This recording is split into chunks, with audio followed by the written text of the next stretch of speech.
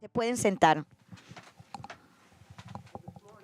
Esta mañana vamos a continuar con el estudio de Efesios capítulo 4, así que los invito que regresen aquí. Esta es la parte segunda de el estudio que empezamos la semana pasada de la vida cristiana, cómo caminar y qué vestirse.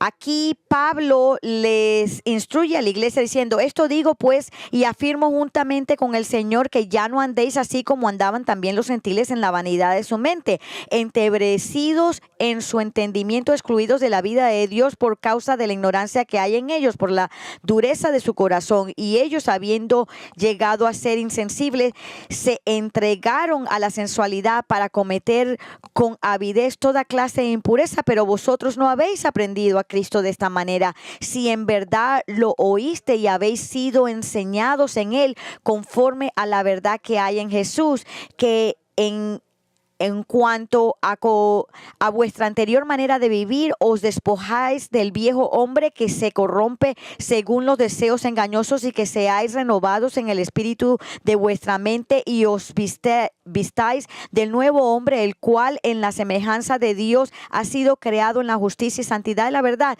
Señor, pido nuevamente que nuestros corazones estén en silencio y que piensen en todo lo que tú nos quieres dejar saber en este pasaje, Señor, y que seamos cambiados y más conforme a la imagen de Cristo, y que nos sentemos aquí leyendo y estudiando tu palabra, Señor, y tomemos la oportunidad no solamente de regocijarnos en tu santidad y que tú nos amas a nosotros y tú nos llevas hacia adelante con tu palabra, sino que nos ayudes a conformarnos más a la imagen de Cristo. Te damos gracias por todo eso, Señor, en el nombre del Señor Jesucristo, amén. Y hace poco yo estuve paseando por la sección de caballeros de JCPenney y vi un anuncio sobre el lugar donde estaban los sacos de los hombres guindados, que decía: la ropa hacia el hombre. Y me recordó una época anterior en mi vida, cuando definitivamente elegí la ropa equivocada para la ocasión. El año era 1977. Gail y yo habíamos estado casados por 3 años. Yo tenía una oportunidad de trabajo en Boise, Idaho. Y yo era de Chicago en ese entonces, y la moda en aquel entonces eran los trajes poliéster de 3 piezas. ¿Se acuerdan de esos? Tú te ponías uno de estos en una entrevista de trabajo en 1977 y estabas considerado que estabas vestido muy elegante. Así que me fui a Idaho y conmigo me llevé mi traje de poliéster, que era verde limón, de 3 piezas. Este traje poliéster. Y cuando entré a la entrevista, ellos me miraron como que yo fuera de otro planeta. Aparentemente aún no les había llegado el memorándum de la moda del Medio Oeste, y todo el mundo que yo vi ahí tenían blue jeans, botas vaqueras, camisas de rodeo y sombreros vaqueros. Inmediatamente me sentí fuera de lugar. Yo era Wall Street, que entrando en medio de un rodeo. Sabía que había cometido un grave error al elegir la ropa para esta entrevista, y a partir de ahí la entrevista fue cuesta abajo. Después de unos 10 minutos los dos coincidimos en que probablemente no era la persona adecuada para este trabajo. Al recordar aquella experiencia, todavía me estremezco de vergüenza al pensar en lo extraño que debí parecerles a estas personas. De hecho, todavía estoy tan traumatizado por todo esto, que si la moda de poliéster de los 70 volviera, yo antes de ponerme un traje así me tiraría de un puente. Y esto tiene gran relevancia para nuestro texto hoy día. Verán, en su sentido espiritual es absolutamente cierto que la ropa hace al hombre. Antes de venir a Cristo estábamos vestidos con las vestiduras de nuestra vieja naturaleza. En los versículos 17 al 19 Pablo describió cómo era nuestro andar cuando estábamos vestidos con estas vestiduras. Andábamos en la vanidad de nuestra mente, estábamos estábamos entenebrecidos en nuestro entendimiento, en nuestros entendimientos, estábamos excluidos de la vida de Dios, éramos ignorantes y duros de corazón, éramos insensibles, entregados a la sensualidad, a la impureza, a la avaricia y a la impiedad. Pero al venir a Cristo, recuerden, nos despojamos de las vestiduras de nuestra vieja naturaleza y nos revestimos del nuevo yo, del cual Pablo dice: a semejanza de Dios ha sido creado en la justicia y santidad de la verdad. Entonces, la realidad para cada creyente es que ahora nuestra nueva ropa hace al hombre de verdad.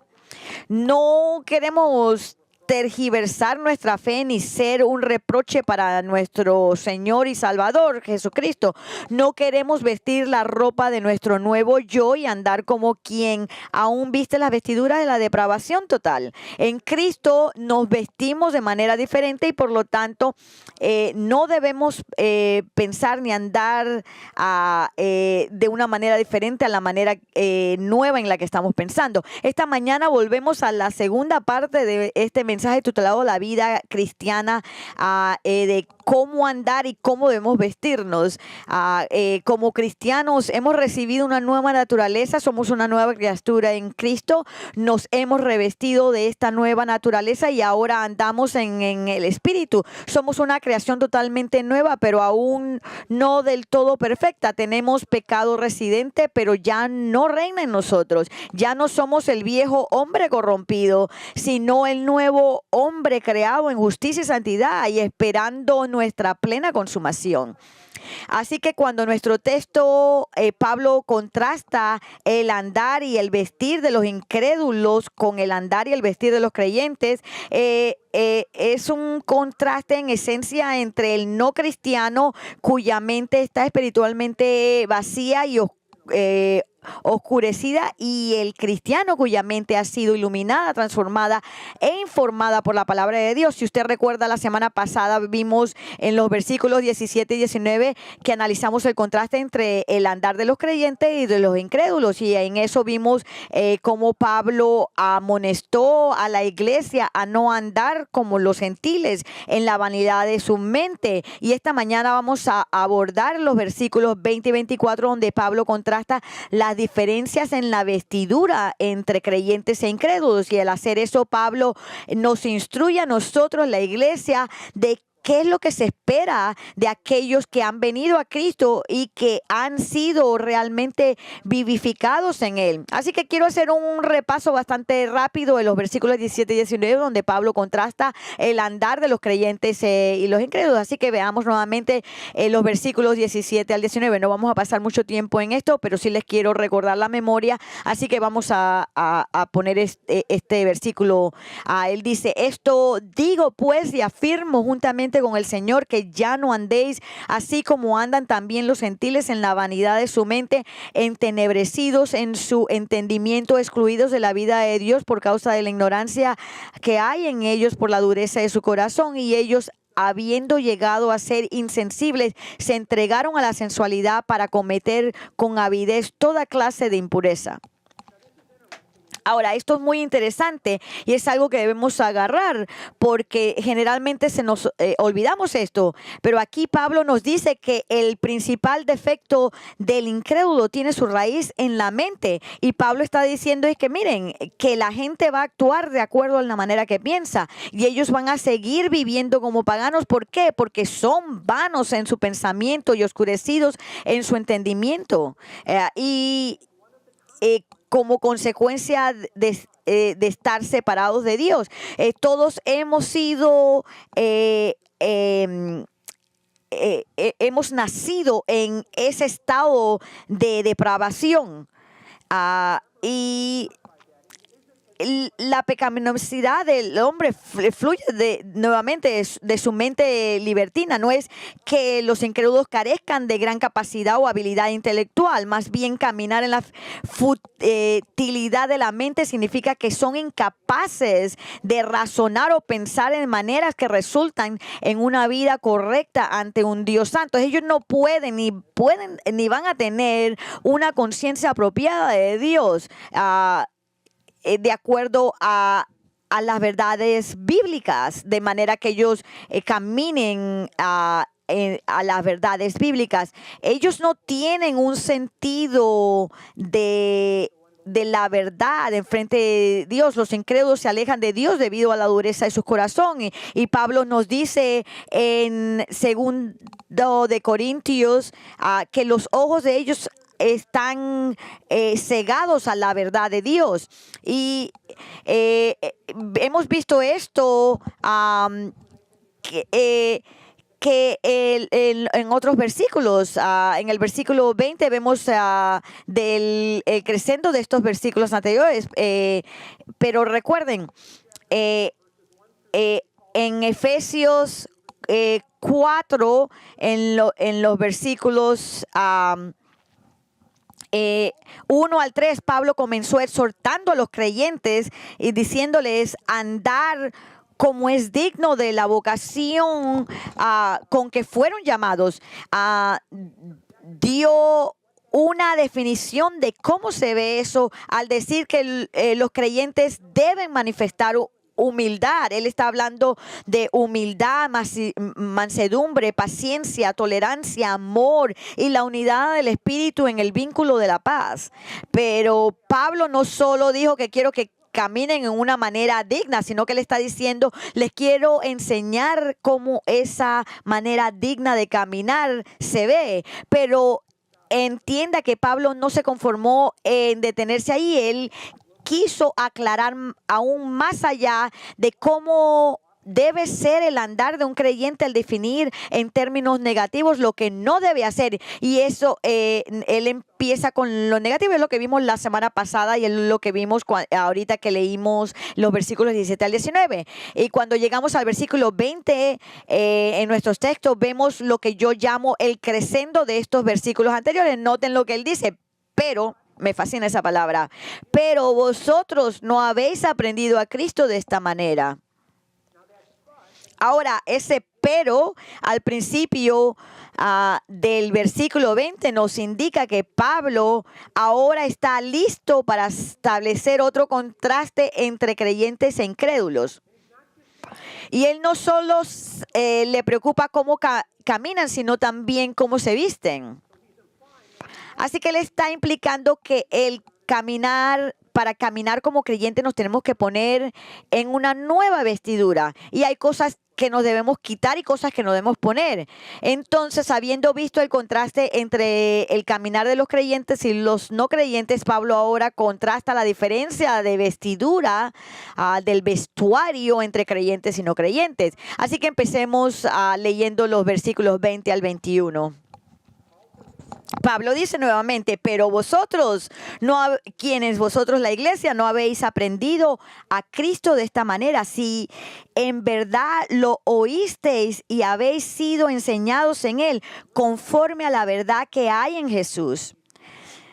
Aquí hay algunos tesoros valiosos que extraer. Pablo comienza reiterando la perspectiva única de un creyente.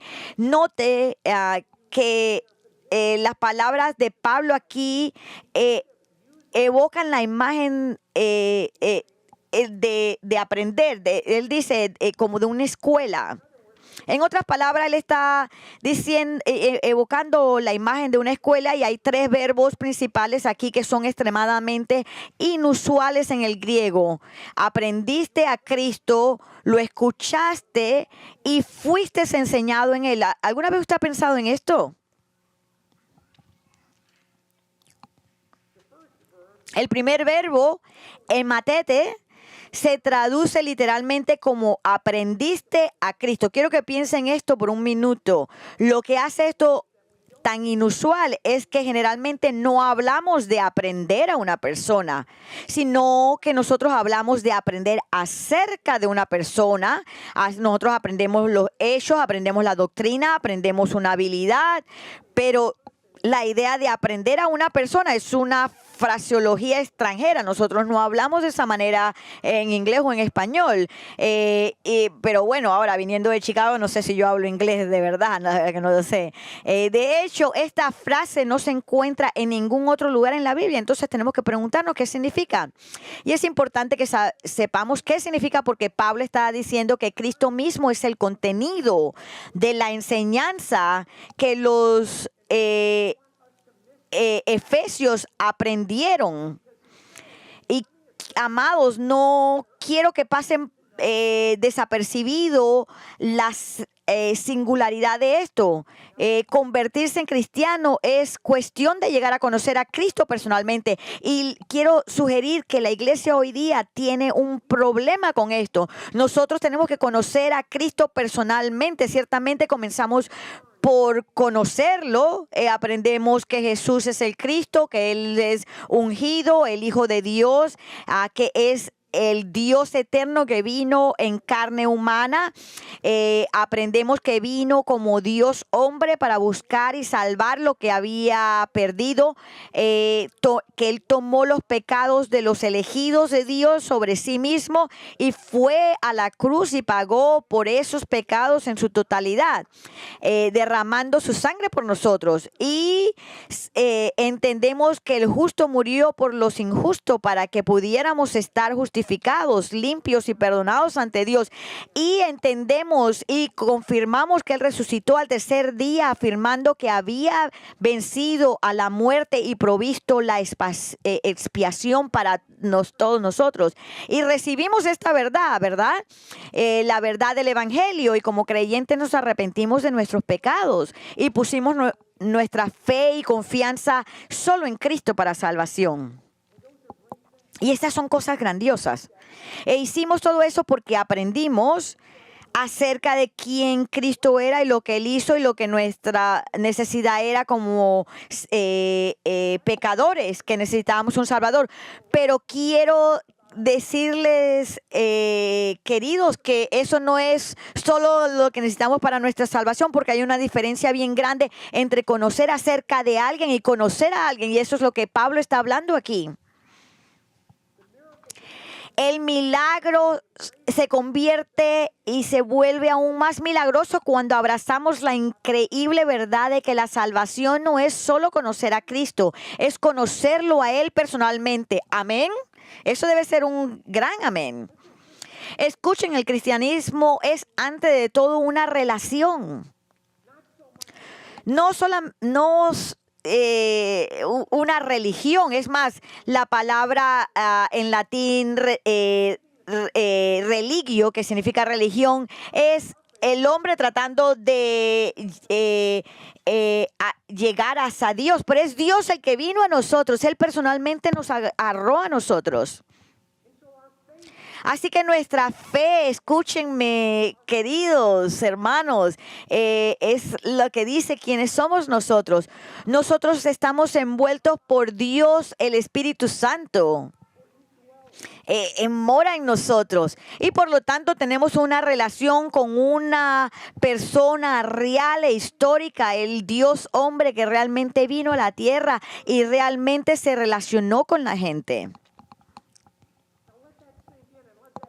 Deje que eso entre usted y esté como una marinada dentro de usted, que nosotros no solamente venimos a Dios como un culto. Nuestra fe no está definida como algo filosófico o un consejo de humanos. No, estamos inseparablemente vinculados a una persona, el Señor Jesucristo. No hay otra religión en el mundo que pueda afirmar esto. John Stott dijo con acierto, el budista no afirma conocer a Buda, ni el confucionista a Confucio, ni el musulmán a Mohammed, ni el marxista a Karl Marx. Pero el cristiano afirma con humildad pero con confianza conocer a Jesús. Si usted habla con cualquiera de estas otras religiones, un budista, fusionista, ellos no tienen ninguna relación con ninguno de ellos, no tienen ningún entendimiento de esto. Ellos simplemente adoran a un Dios desconocido con una esperanza desconocida. Me fascina lo que dijo un maestro. Dice, lo que existe desde el principio, lo que hemos oído, nosotros no solamente somos gente peculiar, sino que nosotros somos también particulares. No hay nada como la cristianidad. Busquen en sus Biblias conmigo a Primera de Juan.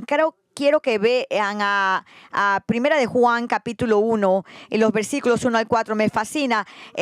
Primera de Juan es el libro de seguridad que nos deja saber. Por esto usted debe saber, por esto usted debe saber. Si usted duda de Cristo, a Primera de Juan es donde tiene que venir. Él dice, lo que existía desde el principio, lo que hemos oído, lo que hemos visto con nuestros ojos, lo que hemos contemplado y lo que han palpado nuestras manos acerca del verbo de vida, pues la vida fue manifestada y nosotros la hemos visto y damos testimonios y os anunciamos la vida eterna, la cual estaba con el Padre y se nos manifestó. Lo que hemos visto y oído os proclamamos también a vosotros, para que también vosotros tengáis comunión con nosotros. Y en verdad nuestra comunión es con el Padre y con su Hijo Jesucristo. Hermanos, no se pone más personal que esto. Usted ve lo que el apóstol Juan está diciendo aquí. Él está validando y confirmando la persona de Cristo. Él está testificando que él personalmente había oído, visto, contemplado e incluso tocado la palabra de vida. ¿Usted se imagina esto? El Señor mismo, que Juan estuvo recostado a él. Juan está diciendo, yo no les estoy hablando de teoría o de pensamientos en las nubes. No, yo lo vi, yo lo toqué. Yo les estoy diciendo por mi relación personal con él y ustedes también pueden compartir en eso. ¿Y qué seguridad más grande podemos tener que lo que Juan nos proclamó? Que también nosotros podemos estar seguros de participar en la misma comunión personal con el Señor a través del poder de la iluminación del Espíritu Santo que mora en nosotros. Ahora recuerden lo que dije hace un minuto atrás, que yo creo que la iglesia tiene un problema con esto. Y les voy a decir por qué. Porque la iglesia hoy día tiene una gran necesidad de reafirmar nuestros distintivos bíblicos con respecto a la persona de Cristo.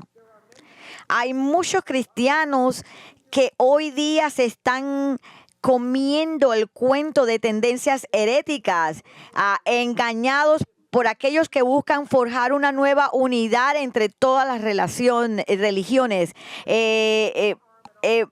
Estas religiones que dicen, podemos estar brazo con brazo con todas estas otras religiones musulmanes y todas estas. No, no podemos.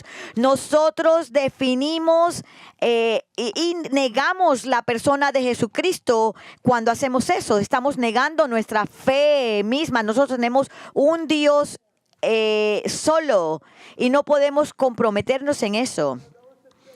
Hay aquellos que dicen nuevamente, todas las fe nos llevan al mismo lugar. No, equivocados están. Nuestra fe es en Cristo y en su mensaje solamente. Y Jesús nos dice eso en todas las escrituras. En Juan 10:14 dice, yo soy el buen pastor y conozco a mis ovejas. ¿No aman ustedes esta declaración? Yo conozco a mis ovejas. En Juan 10:14 dice, yo soy el buen pastor y conozco a mis ovejas y las mías me conocen. En Juan 10:27 dice, mis ovejas oyen mi voz y yo las conozco y ellos ¿qué? Ellos me siguen a mí. ¿No es asombroso que cuando escuchamos la doctrina falsa de alguien, en contraste a lo que Pablo está diciendo, cuando usted no es como yo que nuevamente cuando alguien dice a una doctrina falsa se le paran los vellos del cuerpo?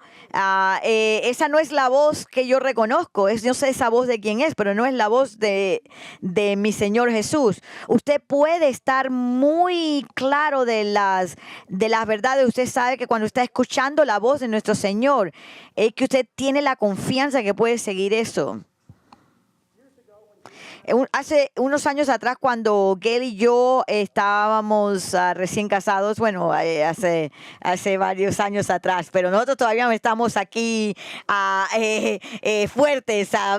Querida, por favor, dame un amén en esto. Pero hace unos años atrás nosotros estábamos en una iglesia presbitaria en Illinois, y el pastor tomó la Biblia y dijo, no tomen esta Biblia literalmente. Esto es exactamente lo que yo estoy diciendo. Yo no soy el más inteligente espiritual, yo estaba bastante joven en mi fe, pero cuando él dijo eso, había algo que me revolvió por dentro y yo me fui de esa iglesia, porque yo dije, yo no voy a escuchar esto. Este hombre está diciendo mentiras, porque yo sabía que este hombre no era un hombre que había que seguir, porque él no estaba diciendo la verdad.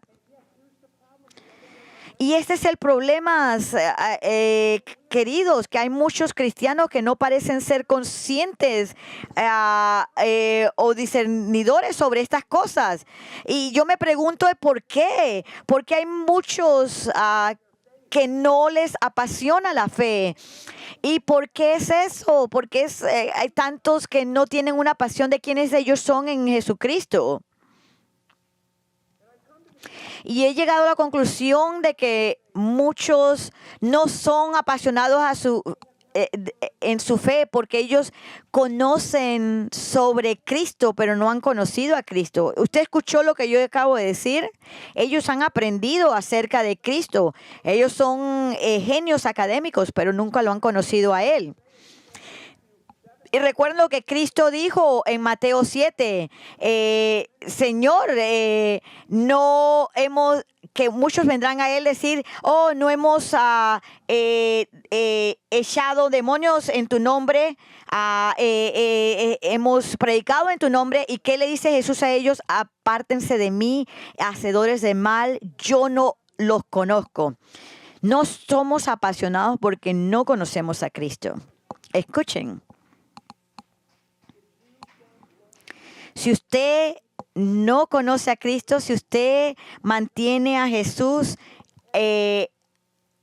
aparte en la cerca a un lado, usted no tiene una relación con Él. Y yo los animo que si usted está viniendo aquí, se siente seco y dice, yo escucho la palabra, abro mi Biblia y me voy a la casa, usted tiene que pensar 2 veces. Usted tiene que reiniciar ese entendimiento. Usted realmente está pasando suficiente tiempo con su Salvador para que usted tenga ese gozo en su fe. Escuchen, es nuestro conocimiento relacional lo que nos trae un conocimiento de fondo. Uno de los cantantes que a mí me gusta Bluegrass, es este cantante Rick, es el mejor persona que que toca el mandolín. Y había fui a un evento y había una tolda en la parte de atrás, y cuando entro, no la gran cosa, una banda acababa de terminar, y cuando de repente entra es Ricky Scott. Hay gente que paga cientos de dólares para escucharlo, y yo estoy ahí sentado gratis, y yo estoy pensando, esto es fantástico. Y él empezó a tocar, y después de eso yo fui a la parte de atrás. Él tenía una mesa ahí con CDs y con fotografías que había autografiado, y yo tuve la oportunidad de hablar con él, y eso para mí es como que, wow, yo estaba en mi gloria.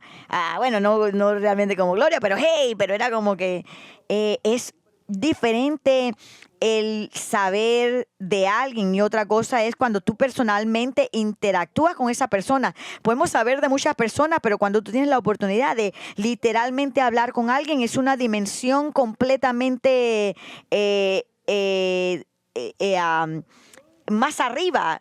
Y así es con Cristo. Cuando conocemos a Cristo, limpia nuestra vida, cambia nuestros corazones, pone nuestra mente más aguda y fortalece nuestras convicciones. Y esta es la manera de empezar. Empiece a pensar acerca del cielo. Me fascinó la serie que Steve Grillo hizo sobre el cielo. Y pensé sobre esto. ¿Qué es lo que hace el cielo el cielo? El hecho de que Cristo está ahí. Eso es lo que hace el cielo el cielo.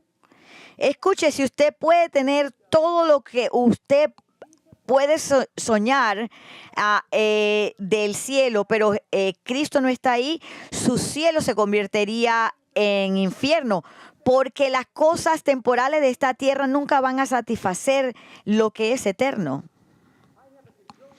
Yo tengo un montón de guitarras.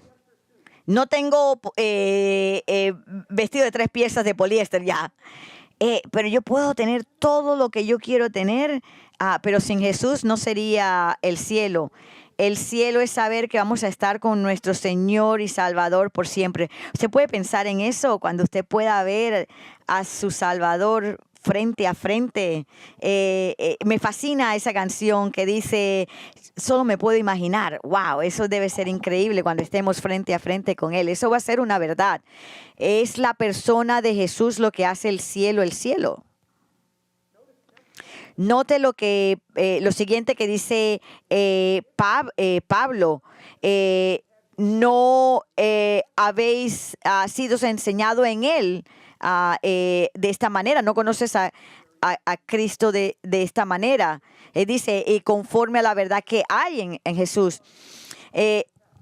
Este segundo verbo también es inusual. La Nueva Versión Internacional lo traduce como han oído de Él, pero no está en el texto. El punto no es que hayamos oído de Cristo, sino que lo hayamos oído hablar a Él. Este verbo en tiempo aoristo apunta a un acto pasado único y habla principalmente de escuchar el llamado espiritual a la salvación. Se refiere al llamado interior, a escuchar al Espíritu Santo que nos atrae irresistiblemente a Cristo. No es he oído hablar de Jesús como una figura histórica o un concepto religioso. Esa es la forma en la que el mundo escucha a Jesús. Es el escuchar descrito en Juan 10:27, donde Jesús dijo, mis ovejas oyen mi voz. Esto de nuevo es tan milagroso, porque como ven, solo los creyentes pueden escuchar verdaderamente a Cristo. Amén. Los no creyentes no pueden escuchar su voz nunca. Hasta que el Señor los traiga a Él y abra su mente y su corazón, ellos no lo pueden escuchar. ¿Usted recuerda cuando la Biblia por primera vez dio sentido para usted? Yo recuerdo cuando estaba chico que mi abuela tenía la Biblia ahí en la mesita y yo la abrí y empecé a leerla, y eso es como si yo estuviera leyendo jeroglíficos. Yo pensé que esto era de locuras. No sabía, no le presté mucha atención. Pero cuando vine a Cristo y empecé a leer la palabra de Dios, ya me dio sentido. Y yo empecé a pensar, yo soy un genio porque y ahora entiendo esta cosa, pero Dios me dice, no, estoy bien lejos de ser eso. Pero usted recuerda cuando empezó a dar sentido para usted, a entenderla y a través de nuestra vida cristiana escuchamos a nuestro Señor y estamos bajo la convicción del Espíritu Santo. Y sabemos que trae convicción a nosotros. ¿Cuántos de ustedes han sido convictos? Y si usted no ha sido convicto, yo dudo que usted sea creyente. Y Él nos consagra. Él nos trae a Él y nos lleva a santidad y nos da gozo. Un gozo tremendo. Y ánimo. Y Él nos trae la verdad, ¿cierto? Verdad. Y entonces Él nos dice cómo aplicar esa verdad. Así que este escuchar que tenemos, mis queridos hermanos, es sobrenatural. Es Jesús hablando a nuestro pensamiento. Es Jesús hablando a nuestra vida. Note lo que Pablo continúa al decir. Él dice, hemos sido enseñados en Él. Al final del versículo 21, nuevamente es otro verbo inusual. No usamos la expresión que alguien es enseñado en Él. Nosotros decimos que alguien es enseñado por Él o es enseñado acerca de Él, pero no en Él. Y esta frase significa que Cristo nos lleva a enseñanzas que están en Él. Jesús es la verdad del Evangelio y la verdad está en Él. Y el conocer la verdad es conocerlo a Él. Tú debes conocer la verdad y la verdad te va a hacer libre. En Cristo en Jesús la verdad, nuevamente el Evangelio es la verdad y en Cristo ahora somos enseñados desde la perspectiva de nuestra nueva relación con Él. Lo que nunca podríamos entender fuera de Cristo, ahora lo entendemos siendo iluminados de la verdad de su palabra y la guía del Espíritu Santo. Ahora tenemos la capacidad para el discernimiento piadoso. Lo que nunca podíamos haber entendido fuera de Cristo, ahora lo podemos entender. Nuevamente, iluminado por la verdad de su palabra. Y somos guiados por el Espíritu de Dios. Ahora tenemos nuevamente la capacidad para discernimiento piadoso. Y note nuevamente al final del versículo 21 dice, conforme a la verdad que hay en Jesús. Y esta es la única vez en Efesios que Pablo usa el nombre Jesús solo. Porque quiere Pablo que pensemos en la verdad que está en Jesús. Y es para que nos sintamos atraídos de nuevo a su persona. Martin Lloyd-Jones comenta, el cristiano no se salva por una filosofía de redención. Él se salva por esa persona histórica, Jesús de Nazaret, el Hijo de Dios. Algunas sectas falsas hablan del Cristo cósmico o del Cristo principio que todos llevamos dentro, pero eso es solo palabrería metafísica. Ya sé lo que están pensando ustedes, Jack. Ya estamos bastante avanzados en este mensaje, pero aún no te he oído hablar de vestuario. Así que, ¿qué se trata esto que nos habías dicho? Pero esto es porque estos dos primeros versículos fueron una introducción crucial y necesaria a los versículos 22 y 24, porque Pablo entendía bien que la iglesia de Efesios conocía a Cristo. Ellos tenían un conocimiento básico. Ellos podían discernir entre el estilo de vida de los paganos y el que Pablo ejemplificaba aquí. Pero él también entendió que el estar envueltos en una relación de verdad no está exento de desafíos. ¿Cuántos ustedes tienen desafíos en su vida? Levante su mano. Pablo quería mostrarle que la salvación de ellos era solamente el principio, pero ellos tenían que trabajar su salvación. Eso quiere decir que necesitaban un cambio de vestidura diario. Nosotros tenemos que trabajar renuevo en nosotros todos los días, diariamente, todos los días tenemos que vestirnos y revestirnos. Tenemos que ser diligentes en quitar lo viejo y ponernos lo nuevo.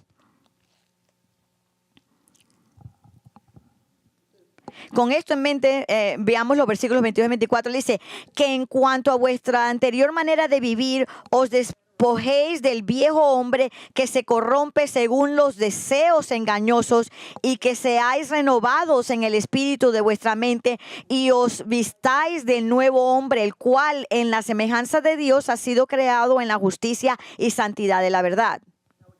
Ahora, nuevamente, estos versículos contienen 3 frases en infinitivos: despojarse, que quiere decir dejarlo a un lado; ser renovado; y vestirse. Y lo primero que Pablo dice es que debemos despojarnos de lo viejo. Esto significa que primero tenemos que aprender a desvestirnos. Despojarse y vestirse están en el pasado, lo que muestra la naturaleza definitivamente de un cambio en nosotros. Pero si bien nuestra conversión efectuó un cambio radical en nosotros, aún tenemos que experimentarlo. Tenemos una responsabilidad en nuestra fe. Esto no implica que estamos cautivos de nuestro viejo hombre. Eso no quiere decir que el hombre viejo sigue vivo en nosotros como antes era. Pablo no está diciendo que debamos seguir dando muerte al viejo hombre que ya está muerto. Ciertamente los viejos hábitos y patrones pecaminosos siguen presentes en nosotros, pero esto ya no son inevitables. Usted realice que ya usted no es esclavo al pecado. Amén. Cuando Pablo está hablando del viejo yo, se refiere a Adán y la naturaleza pecaminosa que todos heredamos a través del pecado original, la naturaleza corrupta heredada de la primera transgresión en el jardín de Edén. Y se refiere a toda forma de vida engañosa que nos desvía de la verdad de Cristo y su palabra. Ahora, me fascina lo que esto implica en el griego. El griego a veces es más definitivo. En el griego, este viejo yo puede referirse a aquello que corrompe y que se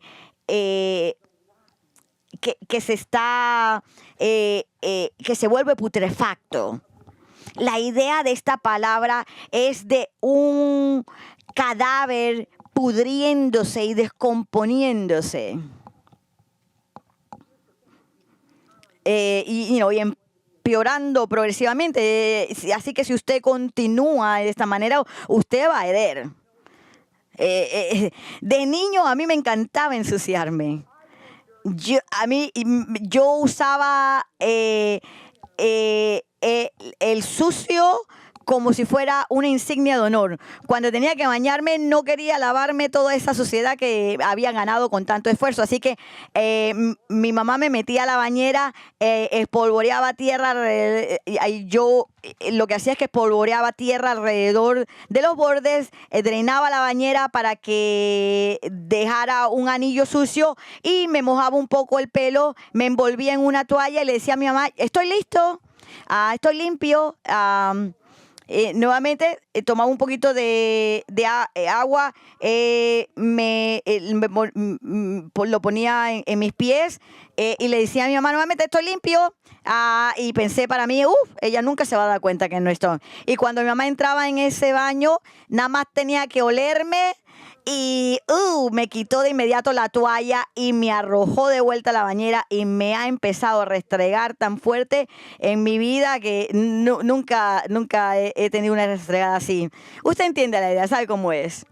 Así que el punto es que cuando usted logra limpiar el cuerpo, usted puede ver y oler la suciedad física cuando no te revistes del nuevo yo. Puedes ver y oler la suciedad espiritual. Así que, amados, la idea es que tenemos que desvestirnos a diario. Tenemos que despojarnos de las viejas vestiduras, del viejo estilo de la vida. Las Escrituras nos enseñan que nadie ha tenido éxito en deshacerse de las vestiduras de la vieja vida con una acción solitaria repetible. El problema es que tenemos que seguir luchando contra esto, dice, y también el problema es que a menudo es que las viejas vestiduras son tan cómodas y naturaleza. Es más, de hecho, mi esposa se pone brava conmigo porque me fascina usar la misma camiseta uno y otro día, y ella se cansa de eso. Pero tenemos que desvestirnos diariamente. Nosotros nos hemos puesto estas ropas por tanto tiempo, estas ropas del viejo hombre, y ahora el Espíritu Santo nos está diciendo que nos hace consciente de esos viejos trapos, y tenemos que luchar contra ellos. Salomón nos dice en Proverbios 26:11, dice, como perro que vuelve a su vómito, es el necio que repite a su necedad. ¿Usted no quiere regresar a eso? A su naturaleza que es egoísta. Usted quiere despojarse de eso y revestirse con las nuevas vestiduras. Y esta acción es siempre en el presente. Nosotros tenemos que continuamente ser renovados en el espíritu de nuestras mentes. Nosotros no somos hechos de esa manera. Nosotros tenemos que conocer a Dios y saber que es acerca de la fe. La mente humana no puede pensar adecuadamente sobre asuntos de fe y moral. Si vamos a usar el guardarropa del nuevo yo, primero debemos tener nuestras mentes limpias y renovadas. Esto sucede cuando nos revestimos del nuevo yo. Increíble que en Génesis 1:26 Dios dijo, hagamos al hombre a nuestra imagen, conforme a nuestra semejanza. Como verán, la verdadera justicia y santidad, más que cualquier otra cosa, define la imagen de Dios. Esto es lo que Cristo vino a restaurar, el hecho de que fuimos creados en justicia. Se refiere a nuestra conducta. Revestirnos de su justicia significa que ahora vivimos según las normas de Dios. Romanos 5:19 ilustra perfectamente cómo nos despojamos de nuestra vieja naturaleza adámica y nos revestimos de nuestra nueva naturaleza en Cristo. Pablo escribe, porque así como por la desobediencia de un hombre los muchos fueron constituidos pecadores, así también por la obediencia de uno los muchos serán constituidos justos. La santidad se refiere a nuestra actitud espiritual, a nuestro amor por las cosas de Dios y naturaleza, y nuestra pureza interior. R.C. Sproul define la santidad personal diciendo, la santidad personal implica una profunda relación personal con Dios caracterizada por una transformación del corazón y un esfuerzo consciente por vivir conforme a su palabra y su carácter. Es un camino para asemejarnos más a Cristo que incluye tanto la transformación interior como las acciones externas mientras buscamos alinearnos con la santidad de Dios. Amados, ese es el guardarropa del nuevo ser. No es una prenda tejida con nuestro propio esfuerzo. Fue dada como don de Dios mediante la justicia de Cristo. Somos justificados, es decir, como somos perdonados y revestidos de la justicia de Cristo como don gratuito de Dios para quienes creen, y somos santificados. Somos linaje escogido, real sacerdocio, nación santa y pueblo adquirido por Dios. Recibimos todo esto por fe, pero estamos llamados y somos responsables de ponérnoslos. Debemos cultivarlos, usarlo y vivirlo en el poder de Dios. Debemos cambiar y convertirnos en la práctica en lo que ya somos en estatus. En verdad, la ropa hace al hombre. Entonces, ¿dónde está usted hoy día? ¿Cómo está caminando y qué se está poniendo? Si usted está aquí hoy como un incrédulo, no creyente, aún caminando en vestidos con las vestiduras del mundo, si usted está aquí o está viendo por línea y usted está con las vestiduras del pecado, por lo tanto está condenado ante Dios, deje que hoy día sea el día de salvación. Usted no puede, mediante sus buenas obras, cambiar su veredicto de culpabilidad ante Dios. Solo Dios puede hacerlo. Entienda que Jesús, el Hijo de Dios, fue a la cruz para expiar los pecados de todos los que se arrepientan y pongan su fe y confianza en Cristo solamente para su salvación. Si usted invoca con fe en Jesús, Jesús puede revestirlo usted hoy día. Si usted clama a Él, busca el perdón de sus pecados y lo reconoce como Señor y Salvador, usted va a ser perdonado y por su gracia nuevamente será revestido con las vestiduras de su justicia y recibirá la vida eterna. Así que le ruego que no salga de aquí vestido con la forma inapropiada, con sus vestiduras viejas. Venga a Cristo hoy día, y si usted está aquí como creyente, ¿cómo usted está caminando? ¿Y qué es lo que usted se está poniendo como vestiduras? ¿Aún usted se queda o queda en usted un residuo de satisfacción al caminar y vestir como el mundo? ¿Se engaña usted pensando que en cierto modo su antiguo yo es mejor que su nuevo yo? ¿Decides conscientemente a diario cómo caminar y cómo vestirte?